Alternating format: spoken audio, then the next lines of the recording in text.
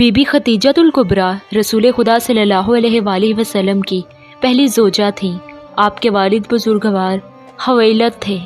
آپ نیک، شریف اور طاہرہ خاتون تھیں، اور اسی وجہ سے آپ کے القاب میں ایک لقب طیبہ بھی شامل ہے۔ مکہ مکرمہ میں کہ جہاں عام طور پر تجارت مرد حضرات کے ہاتھ میں تھی، بس وہیں آپ اکلوتی خاتون تجارت کے کاروبار میں وابستہ تھیں۔ مکے کے تاجر آپ کی بے انتہا عزت کیا کرتے۔ حضرت خدیجہ الکبریٰ وہ پہلی خاتون تھیں کہ جو نبی کریم پر ایمان لائیں اور اسلام میں وحی و نبوت کی احادیث کی راوی تھیں۔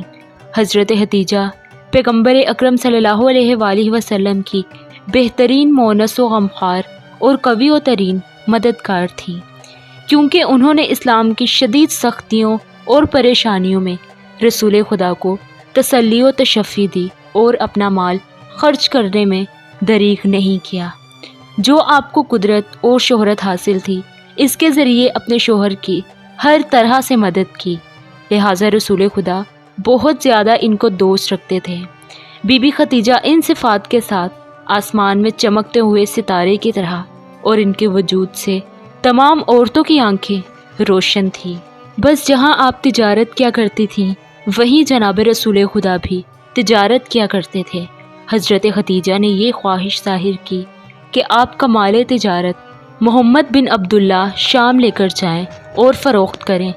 رسول خدا نے حامی بھر لی اور سامان تجارت لے گئے۔ وہاں کے حالات غلام نے آ کر جناب خدیجہ کو بتائے۔ آپ رسول خدا کی ایمانداری اور دیانتداری سے اتنا متاثر ہوئیں کہ آپ نے شادی کا پیغام بھیج دیا۔ بس حضرت ابو طالب علیہ السلام نے اپنے بھتیجے کا نکاح پڑھایا اور نئے جوڑے کو دعا دی۔ جب سلسلہ وحی شروع ہوا اور رسول خدا نے دعوت تبلیغ شروع کی، تو سب سے پہلے ایمان لانے والی خاتون جناب خدیجہ ہی تھیں۔ جناب خدیجہ کے ہاں 2 بیٹے ہوئے، مگر اللہ کو پیارے ہو گئے۔ اس کے بعد بعثت کے 5 سال بعد جناب خدیجہ کے ہاں ایک بیٹی کی ولادت ہوئی۔ یہ وہی بیٹی تھیں کہ جن کے لیے سورہ کوثر نازل ہوئی، یعنی حضرت جناب فاطمہ زہرا سلام اللہ علیہا۔ جناب خدیجہ جب تک زندہ رہیں اسلام کی خدمت کی۔ انہوں نے اپنے تمام مال و اسباب راہ خدا میں قربان کر دیے۔ جناب رسول خدا نے آپ کے مال کے ذریعے درجنوں غلام آزاد کروائے، اور انہیں شیب ابی طالب میں جانا پڑا تو وہاں بھی جناب خدیجہ نے آپ کا ساتھ نہیں چھوڑا، بلکہ ہمیشہ آپ کے ساتھ رہیں۔ آپ وہیں بیمار بھی ہوئیں، اور 10 رمضان بعثت کے 10ویں برس آپ کا انتقال ہوا۔ آپ کی لحد جنت المالا یعنی مکہ میں ہے۔ جس سال جناب خدیجہ اور جناب ابو طالب کا انتقال ہوا، رسول خدا نے اس سال کو گریے کا سال قرار دیا۔ جناب خدیجہ محسنان اسلام میں شامل ہیں، اور آپ کی خدمات رہتی دنیا تک یاد رکھی جائیں گی۔ آپ کے لیے باعث فخر ہے کہ آپ رسول خدا کی زوجہ اور ام الائمہ کی ماں ہیں۔ جب آپ کی رحلت ہوئی تو بی بی فاطمہ زہرا سلام اللہ علیہا پیغمبر اکرم صلی اللہ علیہ وآلہ وسلم کے گرد چکر لگاتی اور فرماتی تھیں کہ یا رسول اللہ، میری والدہ کہاں گئیں؟ لیکن رسول خدا جواب نہیں دیتے تھے۔